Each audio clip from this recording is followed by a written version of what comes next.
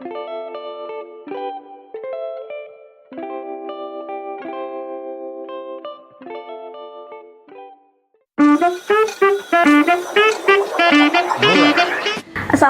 warahmatullahi wabarakatuh. Selamat siang Sobat KBP, selamat datang di acara podcast KBP. Nah, pada kesempatan kali ini senang sekali kami bisa kembali menyapa Sobat-Sobat KBP di acara podcast KBP hari Kamis tanggal 30 April 2026. Nah, pada kesempatan kali ini kita akan membahas mengenai keputihan, gatal atau ruam, kapan ya harus ke dokter. Nah, bersama kami sudah datang narasumber yang sangat hebat, yaitu Dr. Erdina, spesialis dermatovenerologi. Selamat siang, dokter. Selamat siang, dok. Sehat, Selamat dok? siang, teman-teman. Sehat, alhamdulillah. Sehat ya, dok ya? Ya. Oke, dok. Dokter, ini nih, jadi kita di acara podcast kali ini mau bahas nih, dok, tentang keputihan, gatal, sama ruam. Pasti kan sering banget ya, dok, sehari-hari waktu lagi di poli ketemu dengan pasien-pasien dengan keluhan seperti ini, dokter. Iya. Nah, sekiranya, dok, mungkin di sini sobat KBP juga masih pada bingung, dok, keputihan itu apa ya, dok? Oke, jadi keputihan adalah keluarnya cairan dari vagina atau kemaluan perempuan yang dia itu sebetulnya sifatnya tidak selalu berbahaya. Jadi keputihan ini ada keputihan yang dia sifatnya fisiologis atau normal, tapi ada juga keputihan yang perlu kita waspadai. Misalnya keputihan karena infeksi. Seperti itu, dok. Jadi ada dua macam ya, dok ya, ada yang Betul. fisiologis, Ya. sama satu lagi ada yang patologis karena infeksi ya, dok ya. Betul. Ya. Kalau yang fisiologis itu kira-kira penyebabnya karena apa, dokter? Oh, kalau fisiologis itu pastinya kalau kita perempuan kan memang banyak banget hormon ya yang mengatur regulasi siklus kita gitu, mengatur tubuh kita, itu hormonnya banyak sekali, termasuk hormon kewanitaan. Nah, jadi salah satu yang menyebabkan keputihan itu sebetulnya karena adanya hormon kewanitaan tersebut. Let's say kalau misalnya kita perempuan biasanya mengalami ovulasi atau masa subur, biasanya nanti akan lebih banyak lendir yang dikeluarkan dari kemaluan perempuan gitu ya, yang dia sifatnya itu kayak lengket, kemudian baunya ya biasa, warnanya tuh bening dan bisa stretchable gitu, jadi bisa di stretch gini. Nah, keputihan seperti ini nggak apa-apa. Selain itu juga beberapa keputihan terkait juga dengan misalnya kalau kita lagi kecapean gitu ya, atau misalnya kita juga lagi banyak aktivitas yang kira-kira memang menyebabkan lendirnya semakin banyak. Selain itu kalau misalnya perempuan kadang-kadang kalau kita ada faktor-faktor lain ya, katakanlah misalnya nih kalau misalnya mau berhubungan seksual, ada rangsangan, itu sexual arousal itu bisa meningkatkan munculnya lendir di kemaluan. Seperti itu sih, dok. Jadi tidak harus selalu, wih keputihan bahaya nih. Nggak selalu, orang-orang tuh selalu berpikir kalau keputihan tuh berarti ada penyakitnya. Iya, dok, Kita penyakit harus lihat menular dulu. seksual ya, dok, biasanya ya, dok. Iya. Nah, kalau penyakit menular seksual kan berarti harus ada seksualnya nih, dok. Kalau nggak ada seksualnya, misalnya belum menikah, belum pernah berhubungan seksual, nggak perlu khawatir sebetulnya. Nanti kita sambil melihat evaluasi kira-kira faktor-faktor apa sih yang bisa menyebabkan keputihan itu keluar. Oh, baik, dokter. Berarti sebenarnya yang harus diperhatikan sama sobat KBP itu terkait konsistensinya juga ya, dok. Iya. Tadi warna ya, dok. Iya. Kemudian bau juga Betul. mempengaruhi ya, dok ya. Betul dok. Jadi kalau misalnya biasanya sih kalau cuma bau asam-asam dikit nggak apa-apa, tapi kalau baunya sampai mengganggu misalnya amis atau busuk, nah itu yang harus kita waspadai. Artinya harus cepet-cepet periksa nih, gitu. Oke, baik, dokter. Nah, kemudian dok, seberapa sering sih dokter di poli misalnya menemukan pasien-pasien dengan keluhan keputihan, ruam, atau misalnya gatal? Karena biasanya kan orang-orang suka malu ya, dok, kalau untuk berobat tentang keputihan atau gatal di area-area sensitif seperti itu, dokter. Sebetulnya ini kan yang kita bicarakan ini macam-macam ya, ada ruam, ada rasa gatal di area kemaluan, ada keputihan gitu ya. Jadi ada 3 gejala yang kita bicarakan dan kebetulan kenanya semuanya di daerah intim. Betul, dok. Nah, karena di intim itu bagian yang orang bilangnya terlarang gitu ya. Jadi mereka tuh cenderung malu. Iya gitu dok, betul. Kalau misalnya ada penyakit di situ kesannya kayak ih malu deh, kayaknya takutnya gue dibilang jorok kan, selalu ada yang bilang seperti itu ya.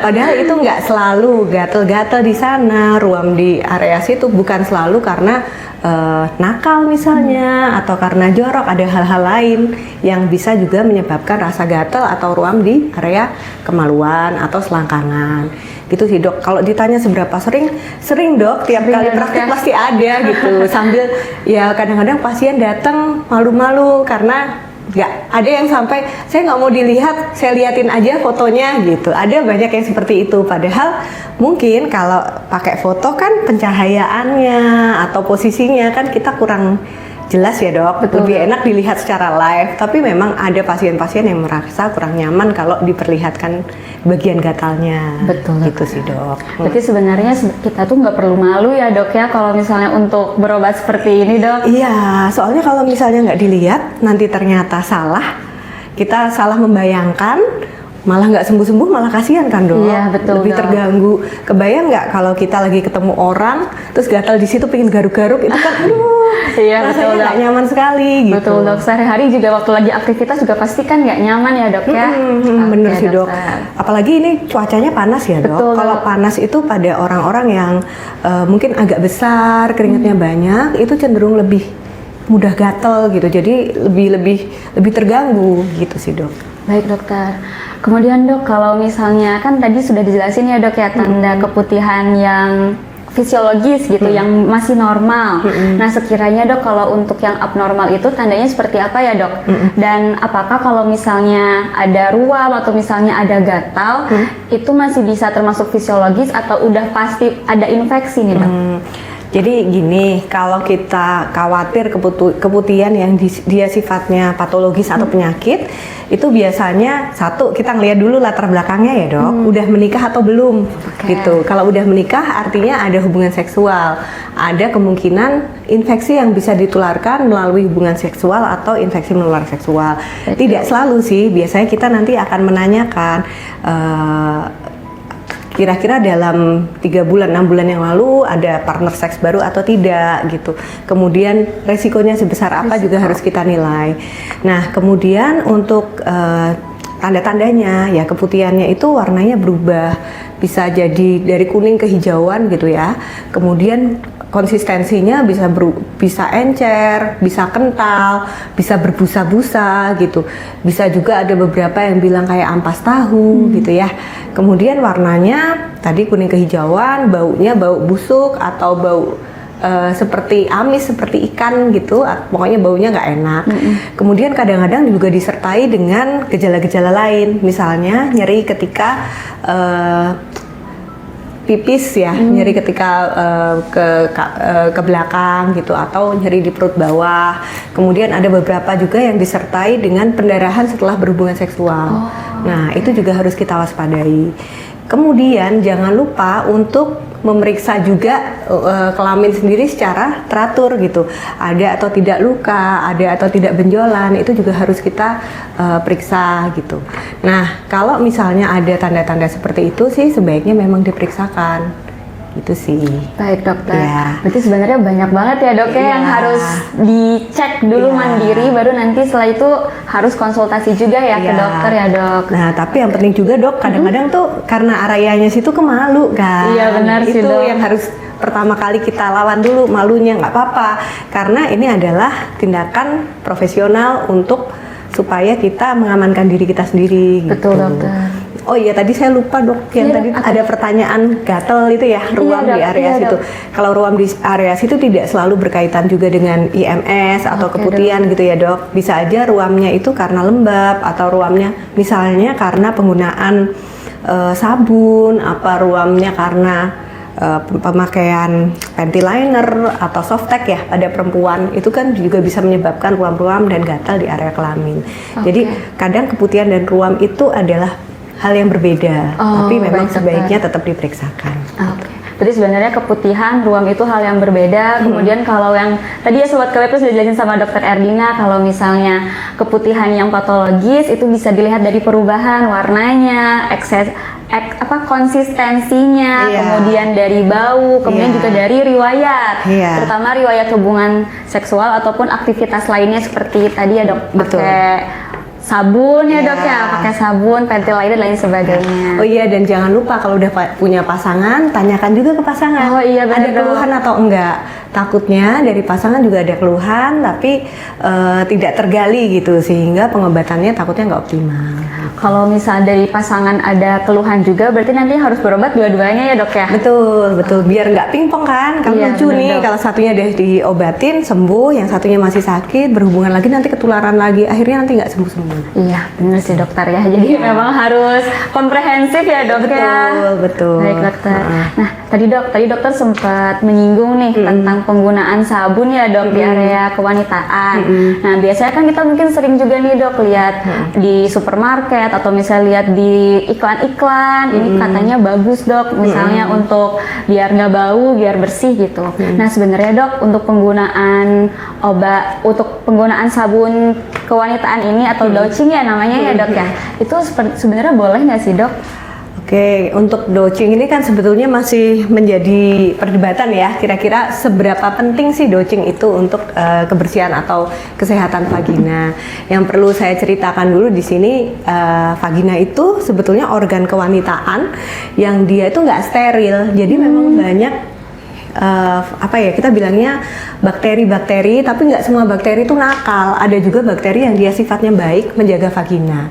Nah, dalam kondisi tertentu komposisi bakteri ini bisa berubah, entah bakteri baiknya tertekan jadi bakteri yang nakal ini lebih banyak, atau sebaliknya gitu ya dok ya.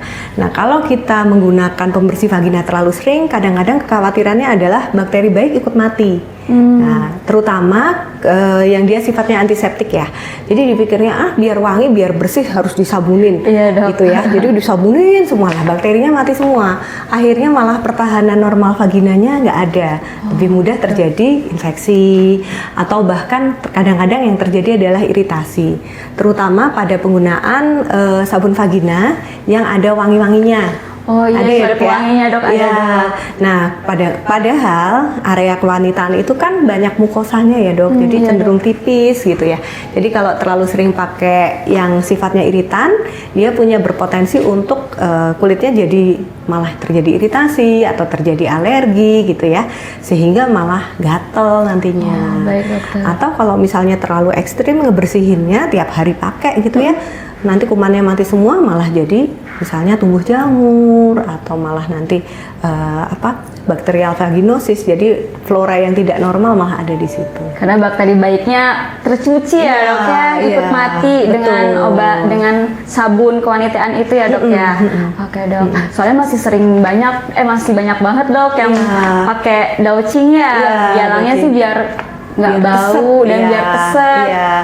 Padahal sebetulnya kalau kita mau jujur ya, Iya, kan Dok. Tuhan tuh menciptakan organ itu pasti ada fungsinya ya. Iya, Dok. Seperti juga vagina diberikan cairan vagina sebagai pelumas gitu. Kemudian cairan vagina ini sebetulnya salah satu mekanisme juga untuk pertahanan, di mana dia ikut mencuci, misalnya ada kuman-kuman atau ada kotoran di dalam, dia mencuci mencuci bagian dalamnya itu dengan adanya cairan itu, sehingga kotoran itu bisa keluar gitu. Artinya kita tidak harus khawatir banget sama keputihan. Nah, kadang-kadang karena standarnya harus keset, harus wangi, nah itu yang bikin beban ya, jadi aduh jangan-jangan ini sakit, aduh ini jangan-jangan ada apa nih gitu.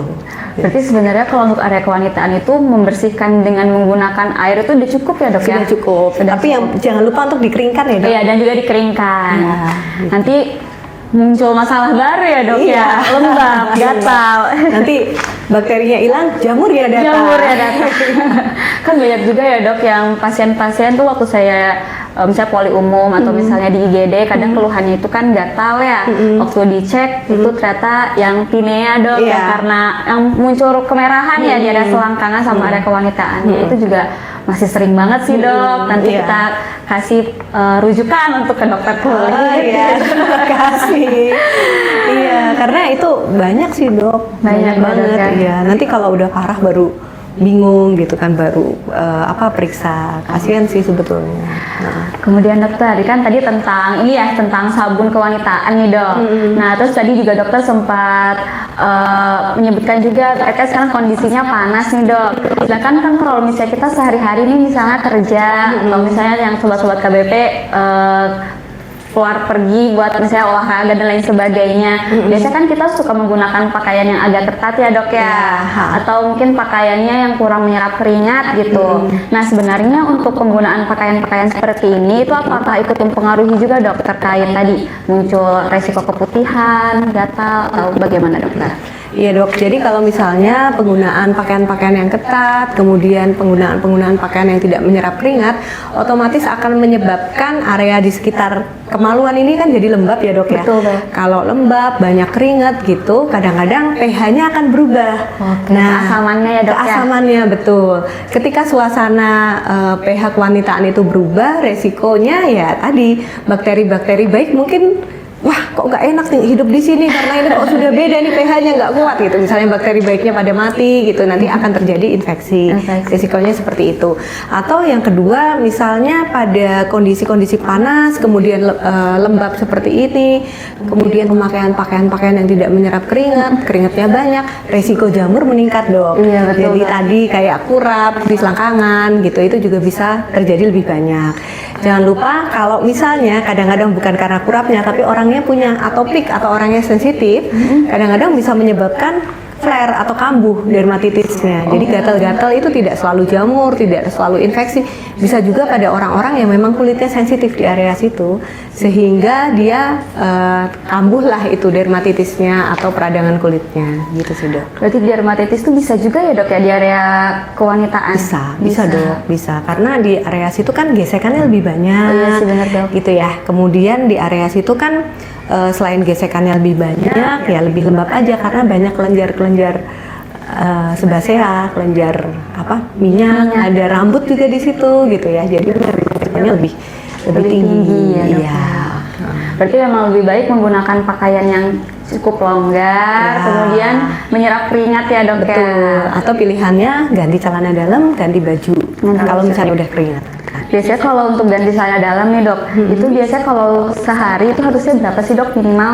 Ya minimalnya 2 kali ya. 2 kali ya, pagi mandi ya, pagi sama sore gitu habis pulang kerja gitu ya dok. Iya, tapi kalau misalnya nih memang banyak ke belakang terus kena basah gitu ya, mendingan bawa baju ganti sih. Baju ganti ya, sebisa mungkin kita juga harus menjaga diri kita kan supaya tidak terlalu lembab di bagian situ. Oke, baik dokter. Kemudian berarti udah jelas banget nih ya terkait hal-hal apa saja nih yang sekiranya bisa mempengaruhi adanya keputihan, ruam ataupun gatal yang di area kewanitaan, terutama tadi ya tentang yang douching dan juga tentang pakaian. Nah dokter, mungkin sobat-sobat KBP juga pengen tahu nih dok, kan kadang beberapa keputihan itu ada yang sudah menjadi tanda bahaya, misalnya kanker ya dok ya, kan kadang kanker juga ada ininya ya, ada keputihannya atau pokoknya ada keluar lah dari vaginanya ini. Nah, sekiranya ada nggak ya dok tanda-tanda bahaya yang bisa langsung kita kita cari atau misalnya kita observasi gitu saat pertama kali masih di rumah gitu sebelum ke dokter? Oke, kalau misalnya pada tanda bahaya yang tadi ditanyakan, misalnya kalau kanker gimana dok gitu. Kalau kanker itu biasanya yang paling kita lihat itu pertama keputihannya mungkin profuse banyak, kemudian bisa jadi ada darahnya atau muncul ada terjadi pendarahan setelah hubungan seksual atau postcoital bleeding. Kan kita concern jangan-jangan ini kanker serviks atau misalnya ada pendarahan di tempat lain gitu ya dok ya. Nah jangan lupa kalau misalnya memang ada seperti itu, segera periksa dan segera dilakukan pap smear dok. Oh, pap smear ya dok ya. Untuk tahu apakah ada sel ganas di situ, apakah ada peradangan yang dia sifatnya kronis gitu. Cuma memang kalau bisa yang tanda-tanda seperti itu ya harus diperhatikan, jangan sampai dilewatkan gitu. Baik dokter, berarti sebenarnya kalau kondisi seperti itu harus langsung ke dokter dan kemudian akan dilakukan pap smear ya dok ya? Iya. Terus dok, kadang di puskesmas ada IVA test ya dok ya? Iya. Kalau IVA test itu bisa juga nggak ya dok? Nggak apa-apa sih dok, IVA test itu untuk screening aja sebetulnya. Screening aja ya dok? Iya, tapi boleh banget untuk dilakukan IVA test di puskesmas, kemudian nanti untuk tindak lanjutnya kalau masih ada gejala periksa aja ke dokter. Betul, Iya. betul. Dan terus waktu di puskesmas banyak dok pasien-pasien yang misalnya keputihannya banyak, terus akhirnya mereka karena mungkin sudah baca media sosial juga ya dok ya, jadi mulai suka nanya tentang dok ini butuh di IVA test gak ya gitu. Kadang kita jadi cek dulu ya dok Iya. ya, kalau memang udah curiga langsung saran pap smear sih ya dok. Iya, itu lebih aman sih untuk deteksi dini juga Betul, pada dokter. kanker serviks gitu dok. Oke, baik dokter. Nah, sampai sini mungkin dari sobat-sobat KBP ada yang masih penasaran nih tentang keputihan ruam gatal, dan saya buka sesi tanya jawab biar bisa langsung bertanya ke narasumber yang hebat kita ini. Oke, ada pertanyaan dari Dua Bunga Matahari. Dok mau nanya, kalau keputihan putih kental itu pas hamil aman nggak? Oke, iya. Berarti keputihan putih kental atau mungkin semua keputihan ya dok saat hamil. Nah itu sekiranya Iya. aman atau tidak dok? Memang kalau keputihan pada orang hamil itu memang ada peristiwa perubahan hormon ya, yang dia pada beberapa orang bisa menyebabkan keputihan.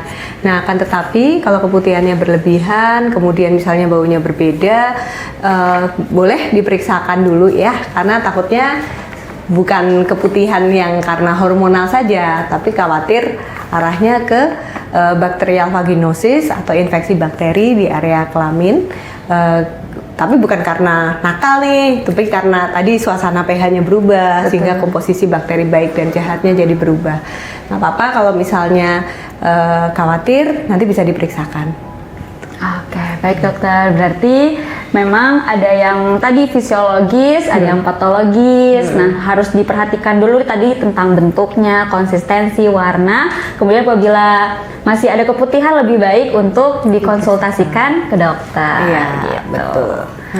Oke, sudah cukup ya?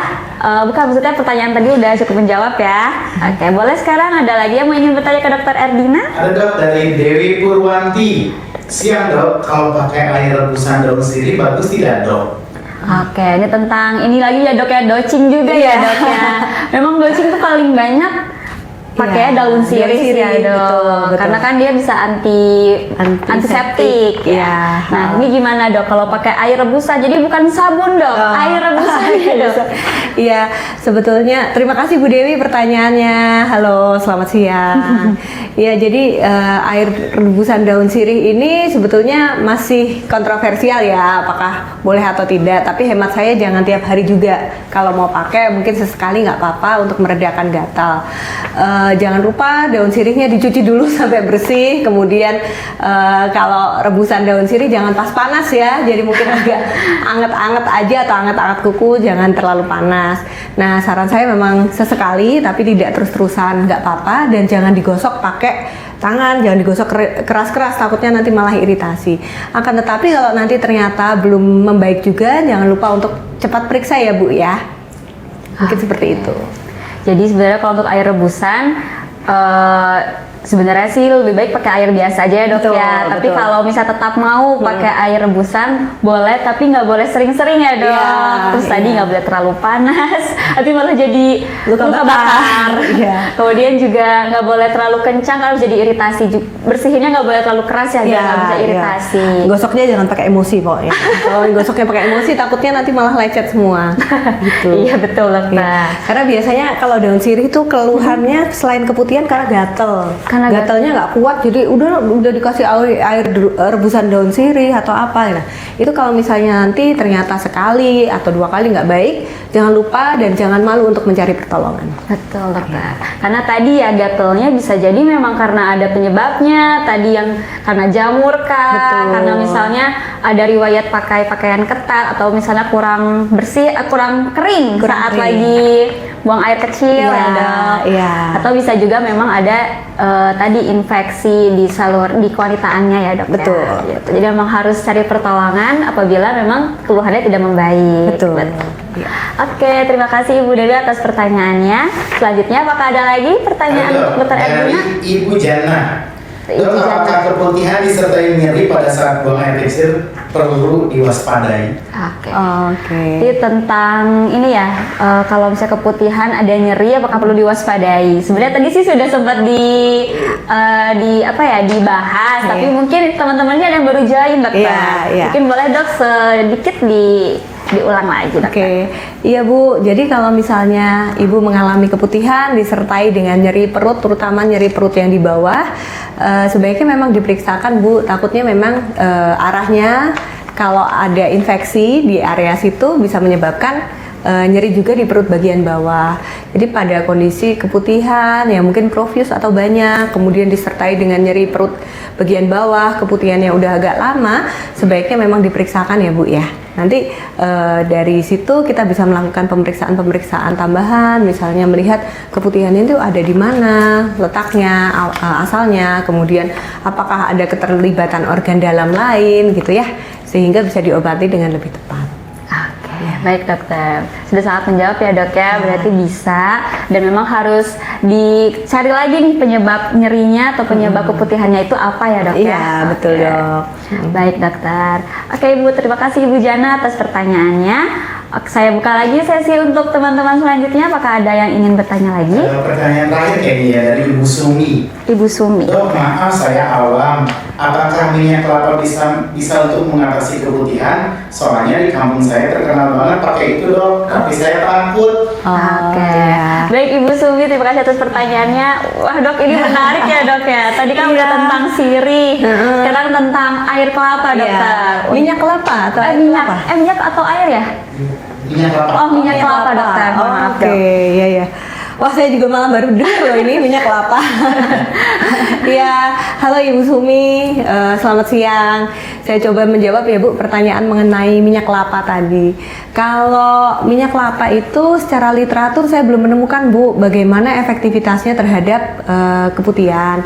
Cuma kalau misalnya minyak kelapa itu kan dia biasanya sifatnya lembab ya dan agak lengket gitu ya. Jadi kalau misalnya kita taruh di area-area kemaluan sebetulnya malah takutnya berisiko munculnya jamur karena cenderung lebih panas dan lebih lembab di area situ. Khawatirnya malah nanti muncul infeksi jamur atau kemudian selain itu kadang-kadang yang terjadi malah karena dia lengket ada kuman-kuman yang nempel di situ. Takutnya nanti akan ada infeksi bakteri gitu.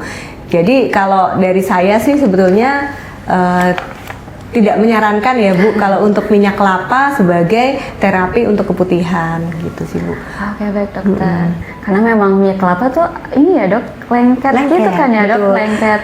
Ya, tapi kalau untuk pelembab kulit malah bagus sebetulnya. Misalnya kulit tangan, kaki kering itu boleh pakai minyak kelapa. Oh iya dok. Iya, pada kondisi-kondisi misalnya psoriasis atau autoimun kulit yang sampai ngeletek-ngeletek kulitnya kering, merah, itu boleh untuk memakai minyak kelapa. Tapi kalau untuk keputihan, terus terang saya belum banyak membaca dan saya belum bisa merekomendasikan. Berarti sementara ini untuk Ibu Sumi dan mungkin teman-teman di kampungnya ya dok ya, lebih baik minyak kelapanya digunakan untuk melembabkan kulit ya dok ya. Iya, boleh. Dan untuk yang bagian kewanitaannya sementara mah jangan dulu ya dok, karena masih belum ada bukti ilmiah ya dok terkait efektivitas dari penggunaan minyak kelapa itu ya dok. Oke, baik dokter. Iya. Kemudian apakah ada pertanyaan lagi?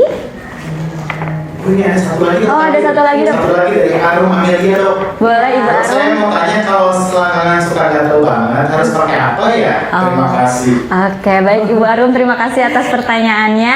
Ini terkait gatal dok di selangkangan. Mungkin ini juga pertanyaan dari banyak sobat KBP ya dok yang pernah ada riwayat gatal di selangkangan. Nah sekiranya untuk seperti itu bagaimana dokter?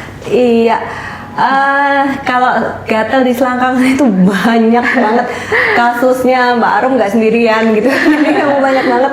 Apalagi kalau ya tadi misalnya cuacanya panas gitu ya, kemudian kalau terutama kalau lagi naik berat badan gitu, jadi kan lebih panas ya, lebih keringatnya lebih banyak kehujanan, bajunya kering di badan gitu, jadi makin lembab. Paling banyak memang ruam di selangkangan itu banyaknya memang arahnya ke jamur, Mbak. Jadi infeksi jamur karena terlalu lembab di area situ. Memang kalau misalnya untuk jamur sendiri bisa diberikan obat-obatan anti jamur, entah itu berupa obat minum, bisa juga berupa obat oles. Akan tetapi harus dipastikan ini beneran jamur atau bukan gitu ya. Jadi memang harus diperiksakan. Karena selain jamur bisa juga itu berupa dermatitis seboroik atau dermatitis intertrigo. Jadi kayak eksim yang kena di area selangkangan atau area lipatan.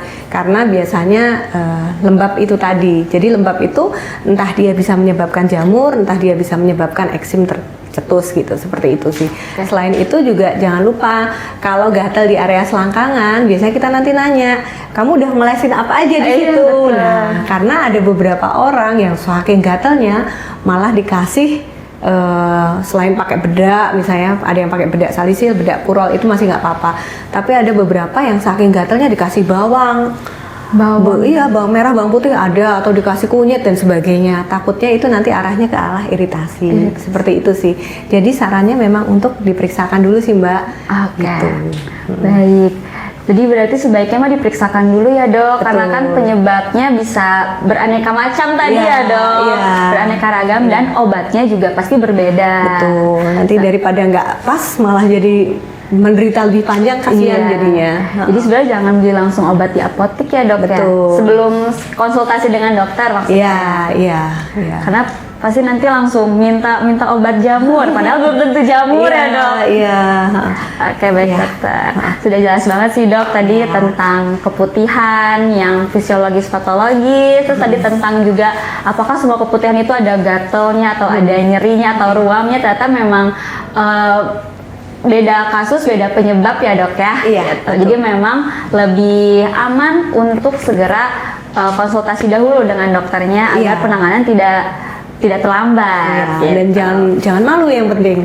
Iya benar, dan jangan malu karena ini bukan hal yang tabu ya, Iya, Dok. Karena betul. banyak yang mengalami dan kan kita sebagai dokter spesialis dan dokter juga kan sebagai profesional ya. Jadi Iya. kita memang insya Allah tidak ada lah ya, Dok, menjudge gitu ya, Dok. Oh, Nggak enggak. ada. Iya. Oke. Gitu. Baik, dokter, mungkin terakhir nih, Dok. Iya. Mungkin dokter bisa memberikan closing statement, Dok, untuk sobat-sobat KBP yang menyaksikan kita dari rumah, Dok. Oh ya. Ya, terima kasih atas kesempatannya.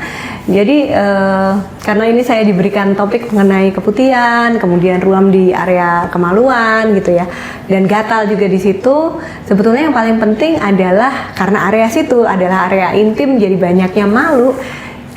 Jangan malu sebetulnya untuk diperiksakan. Kenapa? Karena kalau misalnya kita tidak periksakan, nanti ternyata terapinya nggak tepat, nanti bisa terjadi infeksi sekunder atau komplikasi ke arah yang lebih berat lagi. Kemudian kadang-kadang ternyata tidak sememalukan yang dipikirkan sih, gitu, atau tidak semenakutkan yang dipikirkan. Aduh, nanti jangan-jangan gimana? Ini enggak apa-apa. Dilihat dulu. Insya Allah nanti bisa diobati dengan baik, asalkan belum sampai terlalu lanjut penyakitnya. Kalau semakin lanjut, semakin lambat, nanti komplikasinya banyak. Pengobatannya pastinya akan menjadi lebih rumit, gitu sih. Oke, Iya. baik, dokter. Terima kasih banyak ya, dokter, atas Sama-sama. closing statementnya. Nah, Iya. ini buat sobat KBP, jadi jangan ada yang malu lagi ya sekiranya ada keluhan di area kewanitaan dan ingin dikonsultasikan kepada dokter. Gitu. Iya. Oke.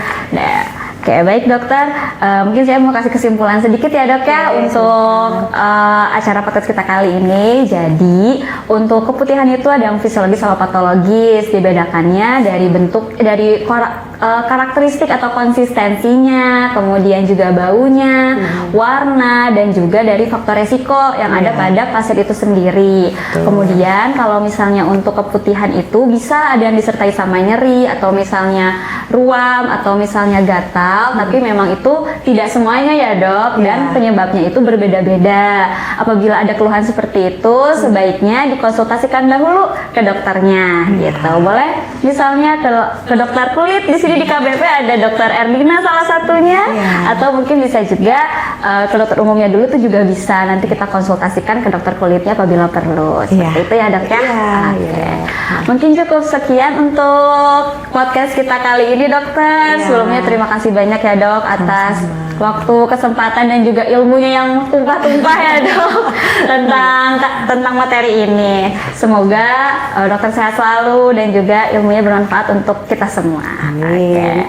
Terima kasih udah dikasih kesempatan juga untuk berbagi di sini. Semoga bermanfaat. Amin. Oke, sobat KBP, karena waktu kita terbatas, jadi kita pamit undur diri. Semoga materinya bisa bermanfaat dan juga sobat sehat selalu. Sampai bertemu di acara podcast KBP selanjutnya. Wassalamualaikum warahmatullahi wabarakatuh. Waalaikumsalam warahmatullahi wabarakatuh.